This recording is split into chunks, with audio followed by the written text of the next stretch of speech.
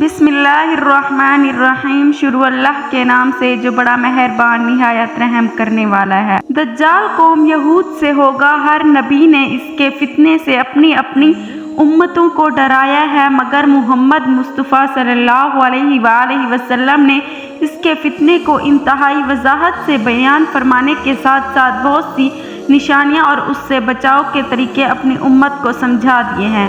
احادیث نبویہ میں دجال کا کوئی اصلی نام نہیں آیا۔ اسلامی اصطلاح میں اس کا لقب دجال ہے اور یہ لفظ اس کی پہچان اور علامت بن گیا ہے۔ اس کا فتنہ بہت سخت ہوگا، چنانچہ رسول پاک صلی اللہ علیہ وآلہ وسلم نے فرمایا، آدم کی تخلیق سے لے کر قیامت قائم ہونے تک کوئی بھی فتنہ دجال کے فتنے سے بڑھ کر نہیں ہے۔ دنیا میں موجود 3 بڑے آسمانی مذاہب اسلام، یہودیت، مسیحیت کے ماننے والے جو دنیا کی غالب اکثریت بھی ہیں، ایک ہستی کا انتظار کر رہے ہیں جو آخری زمانہ میں ظاہر ہوگی اور انسانیت کے لیے نجات دہندہ اور مسیحا ثابت ہوگی۔ ہر آسمانی دین میں اس مسیح موعود کا وعدہ کیا گیا ہے۔ خلیفہ احمد مہدی ناموں کی ان وجوہات میں کوئی تضاد نہیں، اس قسم کے تمام فضائل ہی ان میں جمع تھے، لہٰذا یہ تمام وجوہات اپنی جگہ درست ہیں اور دجال کا خروج حتمی ہے۔ جس نے دجال کے وجود اور خروج کو جھٹلایا وہ کافر ہے اور جس نے مہدی کو جھٹلایا وہ کافر ہے۔ دجال کو احادیث میں مسیح الدجال بھی کہا گیا ہے۔ دجال اکبر کا نام مسیح کیوں رکھا گیا؟ بہت سے اقوال میں سب سے زیادہ واضح قول یہ ہے کہ دجال کو مسیح کہنے کی وجہ یہ ہے کہ اس کی ایک آنکھ اور ابرو نہیں ہے۔ بے شک دجال بالکل بند آنکھ والا ہوگا، اس پر ایک موٹی پھلی ہوگی، وہ آنکھوں سے نظر آ رہا ہوگا، حالانکہ تم اپنے رب کو مرنے سے پہلے نہیں دیکھ سکتے۔ وہ کانا ہوگا، حالانکہ تمہارا رب کانا نہیں ہوگا۔ اس کی دونوں آنکھوں کے درمیان کافر جو ہر مومن پڑھ لے گا، خواہ وہ لکھنا پڑھنا جانتا ہو یا نہ جانتا ہو۔ رسول پاک صلی اللہ علیہ وآلہ وسلم نے خواب میں دیکھا کہ وہ خانہ کعبہ کا طواف کر رہے ہیں کہ اس دوران انہیں دجال کا دکھایا گیا۔ آپ صلی اللہ علیہ وآلہ وسلم نے فرمایا، وہ بھاری بھرکم جسم، سرخ رنگت، گھنگریالے بال اور ایک آنکھ سے نابینا ہے۔ اس کی آنکھ لٹکے ہوئے انگور کے دانے جیسی ہے۔ اس کے متعلق 4 احادیث ملتی ہیں۔ وہ شام اور عراق کے درمیان ایک راستے پر نمودار ہوگا۔ خوز و کرمان خراسان کی طرف کے علاقے، خراسان اصفہان کے مقام یہودیہ۔ تاہم احادیث کی روشنی میں کسی خاص جگہ کو دجال کے ظہور کے لیے مختص نہیں کیا گیا، جیسے ماہ رمضان کی شب قدر کی رات کا خاص تعین نہیں کیا گیا۔ البتہ احادیث کی روشنی میں 4 مقامات میں بظاہر تضاد معلوم ہونے کی صورت میں اس کی تطبیق کتاب تحفہ المعاء میں یوں بیان کی گئی ہے کہ دجال کا خروج سب سے پہلے شام اور عراق کے درمیان کی گھاٹی سے ہوگا، مگر اس وقت اس کی شہرت نہ ہوگی۔ اس کے اعوان و انصار یہودیہ گاؤں میں اس کے منتظر ہوں گے۔ وہ وہاں جائے گا اور ان کو ساتھ لے کر پہلا پڑاؤ خوز و کرمان میں کرے گا، پھر مسلمانوں کے خلاف اس کا خروج خراسان سے ہوگا۔ دجال اپنے ظہور کے بعد ہر طرف فتنہ و فساد برپا کرے گا۔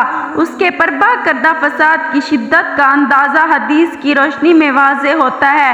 پس مسلمان شام کے جبل دخان کی طرف بھاگ جائیں گے اور دجال وہاں آ کر ان کا محاصرہ کر لے گا۔ یہ محاصرہ بہت سخت ہوگا اور ان کو بہت سخت مشقت میں ڈال دے گا۔ پھر فجر کے وقت عیسیٰ ابن مریم نازل ہوں گے۔ وہ مسلمانوں سے کہیں گے، اس خبیث کذاب کی طرف نکلنے سے تمہارے لیے کیا چیز مائع ہے؟ مسلمان کہیں گے کہ یہ شخص جن ہے، لہٰذا اس کا مقابلہ مشکل ہے۔ شارحین حدیث کا کہنا ہے کہ دجال کی شعبدہ بازی، مسمرزم وغیرہ کو دیکھ کر شاید بعض مسلمانوں کو اس کے جن ہونے کا گمان ہو، یا ممکن ہے مسلمان یہ بات بطور تشبیہ کے کہیں گے کہ اس کی حرکتیں اور ایسا رسائیاں جنات کی طرح انہیں لگیں گی۔ دجال اپنے آپ کو سب سے پہلے نبی کہے گا، پھر خدائی کا دعویٰ کرے گا۔ اپنے پیدا کردہ زبردست شکوک و شبہات میں انسانیت کو پھانستا چلے جائے گا، پھر اپنے آپ کو دجال نہیں بلکہ خدا کہے گا۔ نبی کریم صلی اللہ علیہ وآلہ وسلم نے ارشاد فرمایا، جو دجال کی خبر سن لے وہ اس سے دور رہے۔ اللہ کی قسم، آدمی اپنے آپ کو مومن سمجھ کر اس کے پاس آئے گا اور پھر اس کے پیدا کردہ شبہات میں اس کی پیروی کرے گا۔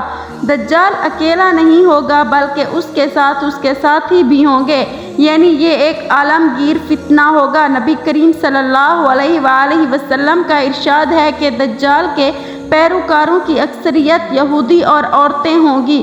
دجال کے ساتھ اصفہان کے 70,000 یہودی ہوں گے جو ایرانی چادریں اوڑھے ہوئے ہوں گے۔ یہود کے ہاں اس مسیح کو آل داؤد میں سے مانا جاتا ہے۔ حقیقتاً یہودی جس مسیح کا انتظار اللہ رب العزت نے دجال کو غیر معمولی صلاحیتوں سے نوازا ہوا ہوگا، تاہم اس کا استعمال برائی اور شر پھیلانے میں کرے گا۔ دجال کی طاقتوں کا اندازہ درج ذیل حدیث میں موجود ہے۔ اس کے پاس آگ اور پانی ہوں گے، جو آگ نظر آئے گی وہ ٹھنڈا پانی ہوگا اور جو پانی نظر آئے گا وہ آگ ہوگی۔ اس دجال کے پاس روٹیوں کا پہاڑ اور پانی کا دریا ہوگا، مطلب یہ کہ اس کے پاس پانی اور غذا وافر مقدار میں ہوں گے۔ نبی کریم صلی اللہ علیہ وآلہ وسلم نے فرمایا، ان باتوں کے لیے وہ نہایت حقیر ہے، لیکن اللہ اسے اس کی اجازت دے گا تاکہ لوگوں کو آزمایا جا سکے کہ وہ اللہ پر یقین رکھتے ہیں یا دجال پر۔ اور پھر دجال اپنے ساتھ ایک دریا اور آگ لے کر آئے گا، جو اس کی آگ میں پڑے گا اس کو یقیناً اس کا صلہ ملے گا اور اس کا بوجھ کم کر دیا جائے گا، لیکن جو اس کے دریا میں اترے گا اس کا بوجھ برقرار رہے گا اور اس کا صلہ اس سے چھین لیا جائے گا۔ ہم نے پوچھا، یا رسول اللہ وہ اس زمین پر کتنا تیزی سے چلے گا؟ آپ صلی اللہ علیہ وآلہ وسلم نے فرمایا، جس طرح ہوا بادلوں کو اڑا لے جاتی ہے۔ وہ دجال ایک گدھے پر سوار ہوگا، اس گدھے کے کانوں کے درمیان 40 ہاتھوں کا فاصلہ ہوگا۔ اللہ تعالیٰ اس کے ساتھ شیطان کو بھیجے گا جو لوگوں کے ساتھ باتیں کریں گے۔ وہ ایک بدو سے کہے گا، اگر میں تمہارے باپ اور ماں کو تمہارے لیے دوبارہ زندہ کر دوں تو تم کیا کرو گے کہ میں خدا ہوں؟ کیا تم شہادت دو گے کہ میں تمہارا خدا ہوں؟ بدو کہے گا، ہاں۔ چنانچہ وہ دو شیطان اس بدو کے ماں اور باپ کے روپ میں اس کے سامنے آ جائیں گے اور کہیں گے، ہمارے بیٹے اس کا حکم مانو، یہ تمہارا خدا ہے۔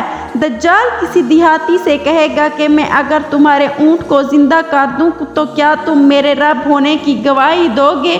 وہ کہے گا، ہاں۔ تو دجال کے شیاطین اس دیہاتی کے اونٹ کی شکل اختیار کر کے آ جائیں گے، کسی علاقے میں سے گزرے گا، اس علاقے کے لوگ دجال کی تکذیب کر دیں گے، پس اس کے نتیجے میں ان کا کوئی جانور نہیں بچے گا، سب ہلاک ہو جائیں گے۔ دوسرے علاقے سے گزرے گا جہاں کے لوگ اس کی تصدیق کریں گے، اس کے نتیجے میں دجال آسمان کو حکم دے گا، وہ بارش برسانے لگے گا، زمین کو حکم دے گا تو زمین خوب غلہ اگانے لگے گی۔ ان ماننے والوں کے مویشی شام کو اس حال میں آئیں گے کہ وہ پہلے سے زیادہ بڑے اور فربا ہوں گے، کھوکھیں بھری ہوئی ہوں گی اور ان کے تن دودھ سے بھرے ہوں گے۔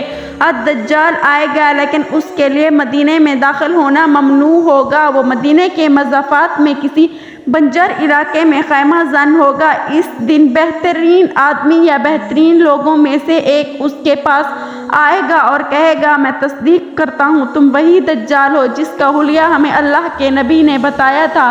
الدجال لوگوں سے کہے گا، اگر میں اسے قتل کر دوں اور پھر زندہ کر دوں تو کیا تمہیں میرے دعوے میں کوئی شبہ رہے گا؟ وہ کہیں گے، نہیں۔ پھر دجال اسے قتل کر دے گا اور پھر اسے دوبارہ زندہ کر دے گا۔ وہ آدمی کہے گا کہ اب میں تمہاری حقیقت کو پہلے سے زیادہ بہتر جان گیا ہوں۔ دجال کہے گا، میں اسے قتل کرنا چاہتا ہوں لیکن ایسا نہیں ہو سکتا، اپنے نہ ماننے والوں سے اس کا مال و متاع چھین لے گا، اپنے ماننے والوں کو دنیا کا ظاہری مال و متاع خوب دے گا، ایک نوجوان کو مار کر زندہ کر دے گا۔ آپ صلی اللہ علیہ وآلہ وسلم نے دجال کی ابتدا سے انتہا تک کے بارے امت کو مکمل رہنمائی کی ہے۔ دجال 40 دن حکومت کر کے عیسیٰ ابن مریم کے ہاتھوں قتل ہوگا۔ مسلمانوں کے ہاں انہی کو مسیح موعود کا درجہ حاصل ہے۔ وہ آخری بار اردن کے علاقے میں افیق نامی گھاٹی پر نمودار ہوگا۔ مسلمانوں اور دجالی لشکروں کے درمیان جنگ ہوگی جس میں وہ 1/3 مسلمانوں کو شہید کر دے گا، 1/3 کو شکست دے کر بھگا دے گا اور 1/3 کو باقی چھوڑے گا۔ رات ہو جائے گی تو بعض مومنین بعض سے کہیں گے کہ تمہیں اپنے رب کے خوشنودی کے لیے اپنے شہید بھائیوں سے جا ملنے میں اب کس چیز کا انتظار ہے؟ جس کے پاس کھانے کی کوئی چیز زائد ہو وہ اپنے مسلمان بھائی کو دے دے۔ تم فجر ہوتے ہی جلدی نماز پڑھ لینا، پھر دشمن سے جنگ پر روانہ ہو جانا۔ پس جب یہ لوگ نماز کے لیے اٹھیں گے تو عیسیٰ علیہ السلام ان کے سامنے نازل ہوں گے اور نماز ان کے ساتھ پڑھیں گے۔ نماز سے فارغ ہو کر وہ اشارہ کرتے ہوئے فرمائیں گے، میرے اور دشمن خدا کے درمیان سے ہٹ جاؤ تاکہ مجھے دیکھ لے۔ ابو حازم رضی اللہ تعالیٰ عنہ کہتے ہیں کہ ابو ہریرہ نے فرمایا کہ دجال حضرت عیسیٰ علیہ السلام کو دیکھتے ہی ایسا پگھلے گا جیسے دھوپ میں چکنائی پگھلتی ہے۔ اس کے علاوہ عبداللہ بن عمرو نے یہ فرمایا کہ ایسا گھل جائے گا جیسے نمک پانی میں گھل جاتا ہے۔ نبی کریم صلی اللہ علیہ وآلہ وسلم نے دجال کے خاتمے کو واضح طور پر بتایا ہے۔ عیسیٰ ابن مریم نازل ہوں گے، پس لوگوں کی ٹانگوں اور آنکھوں کے درمیان سے تاریکی ہٹ جائے گی، یعنی اتنی روشنی ہو جائے گی کہ لوگ ٹانگوں تک دیکھ سکیں گے۔ اس وقت عیسیٰ علیہ السلام کے جسم پر ایک زدہ ہوگی، پس لوگ ان سے پوچھیں گے کہ آپ کون ہیں؟ وہ فرمائیں گے، میں عیسیٰ ابن مریم اللہ کا بندہ اور رسول ہوں اور اس کی پیدا کردہ جان اور اس کا کلمہ ہوں، یعنی باپ کے بغیر محض اس کے کلمہ کن سے پیدا ہوا ہوں۔ تم 3 صورتوں میں سے ایک کو اختیار کر لو۔ اللہ دجال اور اس کی فوجوں پر بڑا عذاب آسمان سے نازل کر دے گا، ان کو زمین میں دھسا دے گا، ان کے اوپر تمام اسلحے کو مسلط کر دے گا اور ان کے ہتھیاروں کو تم سے روک دے۔ مسلمان کہیں گے، اے اللہ کے رسول، یہ آخری صورت ہمارے لیے اور ہمارے قلوب کے لیے زیادہ طمانینت کا باعث ہے۔ چنانچہ اس روز تم بہت کھانے پینے والے ڈیل ڈول والے یہودیوں کو دیکھو گے کہ ہیبت کی وجہ سے اس کا ہاتھ تلوار نہ اٹھا سکے گا۔ پس مسلمان اتر کر ان کے اوپر مسلط ہو جائیں گے اور دجال جب ابن مریم کو دیکھے گا تو سیسہ کی طرح پگھلنے لگے گا، حتیٰ کہ عیسیٰ علیہ السلام اسے جا لیں گے اور قتل کر دیں گے۔ اللہ تعالیٰ اپنی قدرت کاملہ سے دجال اور اس کے لشکر پر مسلمانوں کو مسلط کر دے گا، چنانچہ وہ ان سب کو قتل کر دیں گے، حتیٰ کہ شجر و حجر بھی پکاریں گے کہ اے اللہ کے بندے، اے رحمان کے بندے، اے مسلمان، یہ یہودی ہے، اسے قتل کر دے۔ غرض اللہ تعالیٰ ان سب کو فناہ کر دے گا اور مسلمان فتح یاب ہوں گے۔ پس مسلمان صلیب کو توڑ دیں گے، خنزیر کو قتل کریں گے اور جزیہ بند کر دیں گے۔